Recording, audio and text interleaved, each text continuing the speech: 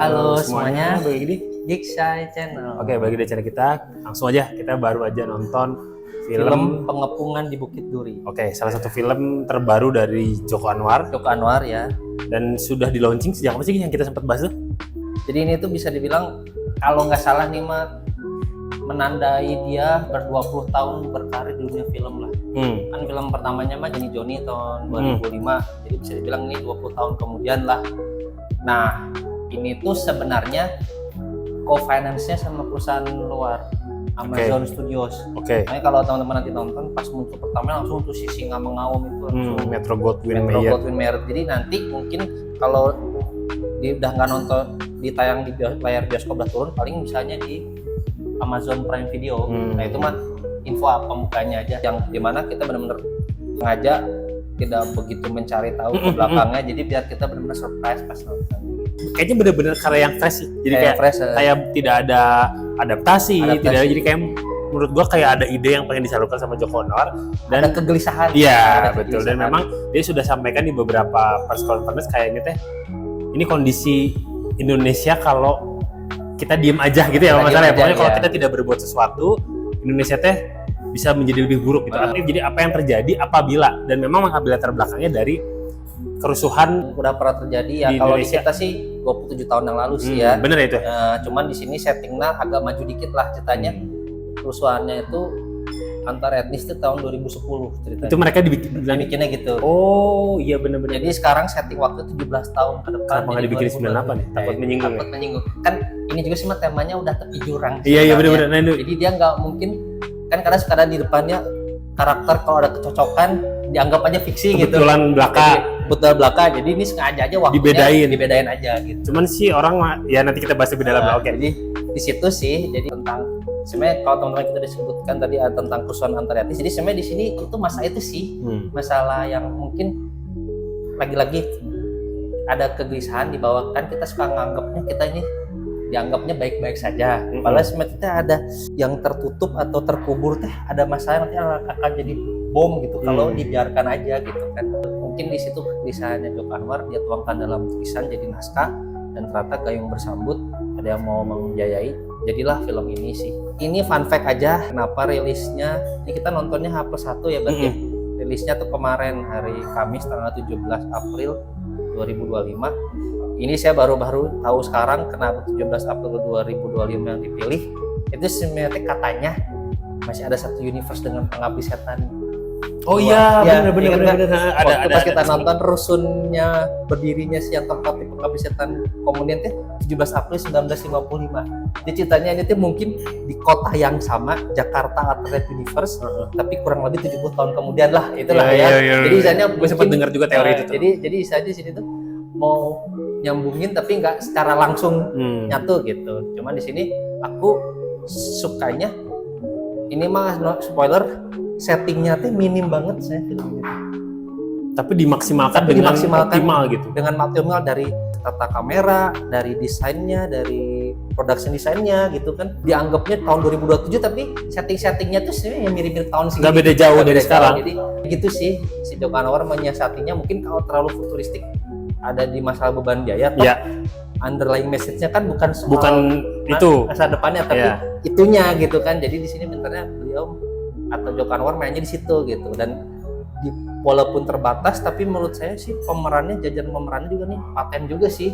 Yang lagi-lagi Joko Anwar selalu bilang dia selalu pakai aktor atau aktris yang sama yang udah pernah main sama dia, karena dia pasti udah tahu tuh pace-nya dia kayak gimana gitu, terus maunya kayak gimana tuh dia udah tahu gitu kan. Jadi gak kaget gitu kalau ternyata harus dituntut lebih acting atau gimana gitu sih. Ini sih catatan saya, pemeran utamanya atau protagonis utamanya si Morgan Oy mantep sih kalau menggambarkan. Mungkin sih literally ya dia menjiwai banget loh.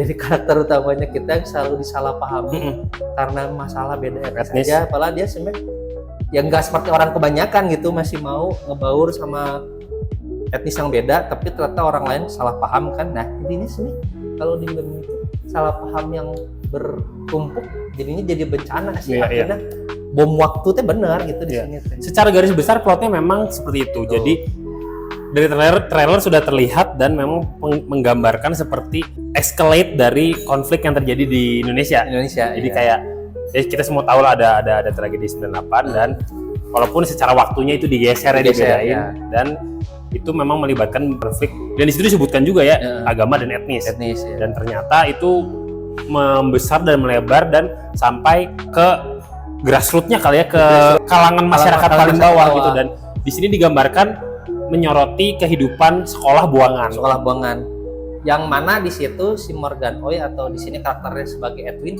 jadi gurunya gitu di situ teh.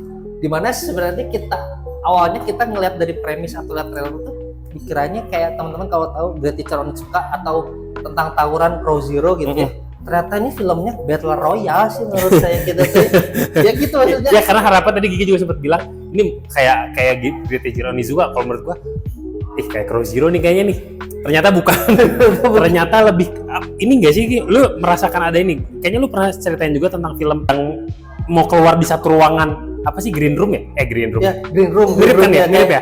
Ya bener kayak Green Room bener. Iya. Dan di situ lebih tepatnya kalau di situ mah antisemitism ya, jadi neonazi betul. Jadi dia mau ngehabisin yang kayak gitu. Dari sini juga anti satu etnis tertentu gitu. Mungkin sih ya bisa jadi sih mungkin. Bener juga kata Dega ada inspirasi ke sana tapi pinternya dengan gayanya penceritaan Joko Anwar yang kearifan lokal gitu. Jadi nggak terlalu kemana-mana gitu. Fokusnya di situ aja gitu. Terusnya sih dengan lokasi yang terbatas bisa maksimal gitu. Ya emang gue tuh selalu salut dengan penataan visualnya Joko Anwar gitu. Gue nggak tahu direkturnya atau siapa, keren banget menyusun setnya dari zaman. Gue tuh salut banget dari zaman Tanah Jahanam. Mereka bikin kampung ya. Ini juga mereka bikin satu sekolah kawasan underground, bikin sekolah dari kawasan yang udah kayak terbengkalai tapi secara estetik bagus gitu.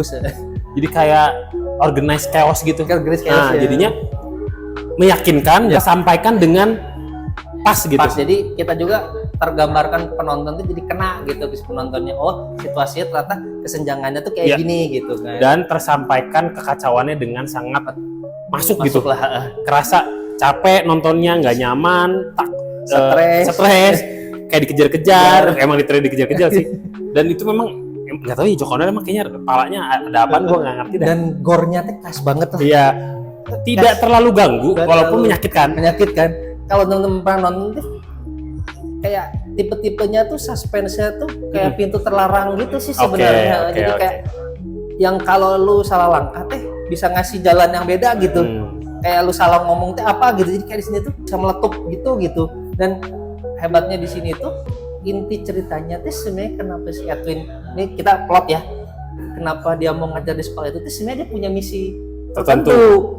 Ternyata dibenturkan dengan anak-anak buangan semua yang mana mereka mah udah anggap kalau kaumnya itu ya mohon maaf dibilang dengan satu sebutan nama binatang gitu udah nggak bisa percaya lah. Jadi kayak gitu tuh nemuin di tengahnya tuh padahal dia tuh pendekatannya secara baik-baik nih tapi di sananya nolak entah itulah darah muda gitu ya. Iya masih. Jadi aku pintar di sini tuh emang menggambarkan psikologis anak umur segitu. Jadi di sini tuh mungkin. Dan lucunya tuh ada satu karakter pendukung Anah Malasan ya, si yang jadi Diana gitu deh namanya. Dia tuh sebenarnya psikolog gitu kan ya.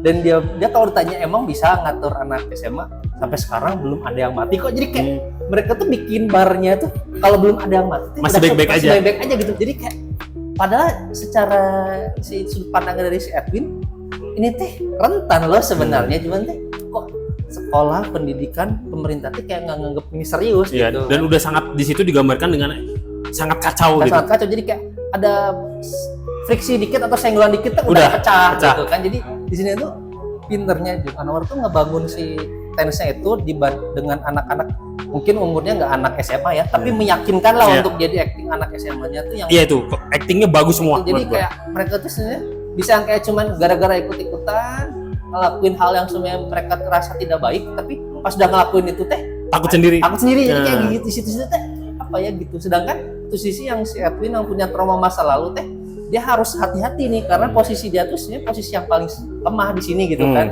Kayak dia selalu mengedepankan keselamatan orang-orang sekitar dia. Udahlah pokoknya yang penting gue aja nyerahin diri, yang lain dia selamat. Tapi Nah, aku suka di situ karena ternyata tuh dari sudut pandang dua koin ini tuh ada loh yang orang sana mau nyentuh orang sebelah sini, ada orang sana juga yang mau nyentuh ini, jadi adil gitu ya. Iya. Nggak, apa In ya, the end sebenarnya sama. maksudnya Maksudnya mereka cuman pengen nyelamatin orang terdekat dan dirinya. ya, gitu. Cuman saling bersinggungan akhirnya menjadi kompleks. Gitu. kompleks ya. Jadi di situ dengan aku suka single filmnya tuh maju aja gitu, nggak ada flashback apa, pokoknya maju dengan karakter masing-masing dan benar-benar tense-nya teh sampai ke klimaksnya.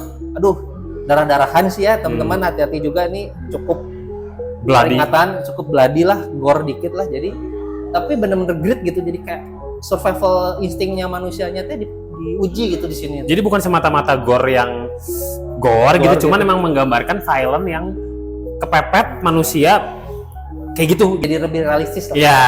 Believable gitu. Jadi walaupun tetap ada proses dramatisasi, aku sukanya teh dialog-dialognya teh ada nyentil-nyentil gitu sih.